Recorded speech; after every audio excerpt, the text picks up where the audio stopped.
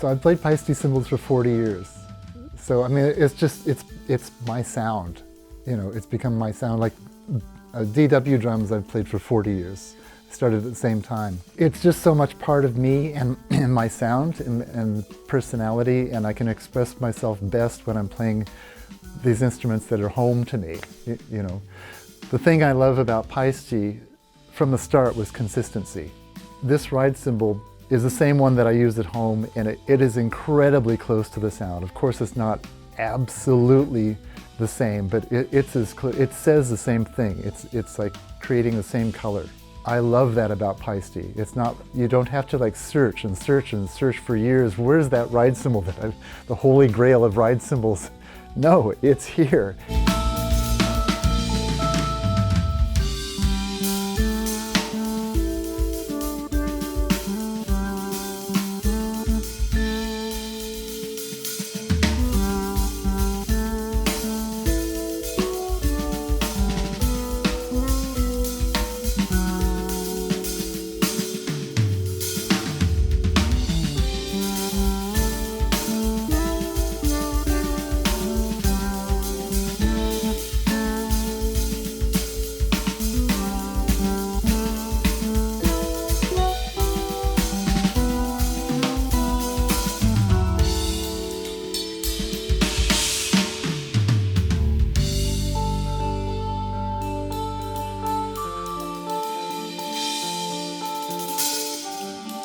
Studio recording is very much under the microscope, you know, where live is a little bit freer. I played with Frank Zappa years ago, and he recorded every show. So even playing live, you still had to have in your mind every note's being recorded. I started I think just thinking of it as one thing, live and studio, not separate.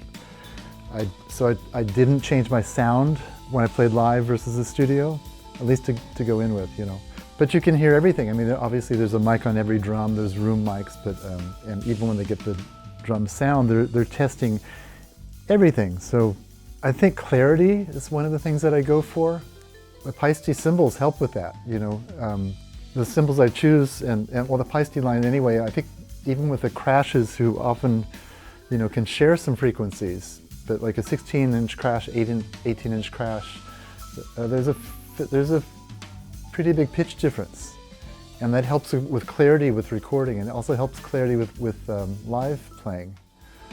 If you get a lot of the same frequencies building up together, then it's a problem. And so I've always kind of picked even tuning with drums and picking cymbals, I'm always thinking of what's going to work as a beautiful set, you know, for clarity and for well, for instance, if I hear a recording back, I know if I hit the 16-inch crash or the 18-inch crash. It's obvious. And then, you know, for ride cymbals in studio, I bring a few. I usually bring 3 or so. Dry, another one that might have more breath, and then a kind of a jazzy one, you know, more like a Masters. But I'll often start with the Dark Energy ride because it's got just a great combination. Like this one here is a Mark II Dark Energy ride, and it's got the great combination of stick sound and breath.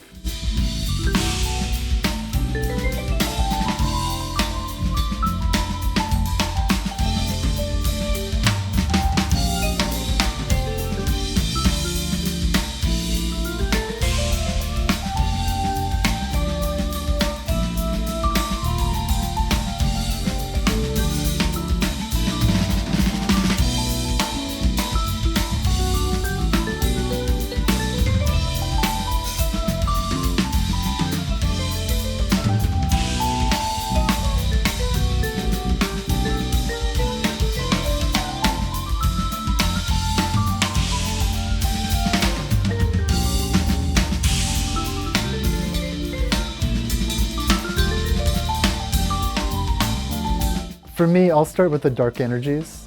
I still use signatures too if I want a little bit of more brightness. And it'll depend on, in the studio, it'll depend on the music, you know, and what the band instrumentation is even sometimes. When I first started playing Paiste, I can say this, that they had a brightness that other cymbal companies didn't have. And the thing that I noticed when I started recording with the Paistis were the engineers would keep the cymbals louder in the mix because the high-end part was not in the other instruments. Say it's a vocal track. Well, the vocal track has to be the predominant thing. Then typically you're going to hear kick drum and snare drum. Then you're going to hear, you're going to hear bass and guitars, toms and cymbals. Because if they bring up the cymbals too much, often there's too much wash. If there's distorted guitars, that's also competing in the kind of white noise, washy sound. So an engineer will go, okay, am I going to turn the cymbals up or the guitar up? So they're balancing, they're mixing. But when I first started playing the Paistis, I noticed right away this sounds more like the way I would mix the drums, because I can hear exactly what I'm doing on the cymbals. It sounded like a more organic mix to me, rather than, on some rock records you can tell the guy's playing the bell, he's wailing into the cymbal, but it's turned down for other things. But because these just had a certain kind of transparency that I didn't get with other cymbals, and the engineers really loved it because it was in a frequency range where it wasn't conflicting with anything else.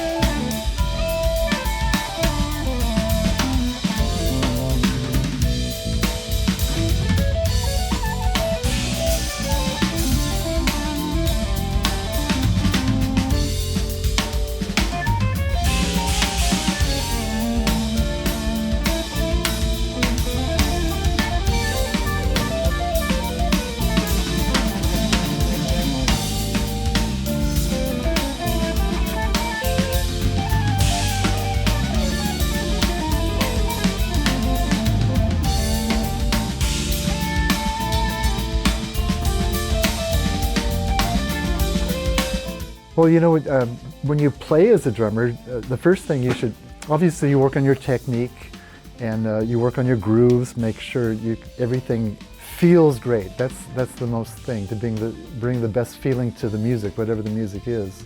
And sound-wise, you need to play as if there's just one microphone in the room and you're balancing it. You're playing with the right amount of bass drum, the right amount of snare drum, the right amount of hi-hat for the song. And that will change depending if you're playing jazz or playing rock, of course, or reggae. Or the best recording sessions I've done, I'll get work on the drum sound, but before we do that, the engineer will come into the room that the drums are in, and he'll use his ears. He'll listen to the drum. He'll just say, "Play for me. I want to hear what your drums sound like." And often he says, "Those sound amazing. Those sound. This is great." And it's like, it's his job to take that sound to the control room, rather than just staying in the control room and the guy has an idea of what he wants the sound to be like. It's always much better when they come into your room and check it out and have this discussion about it,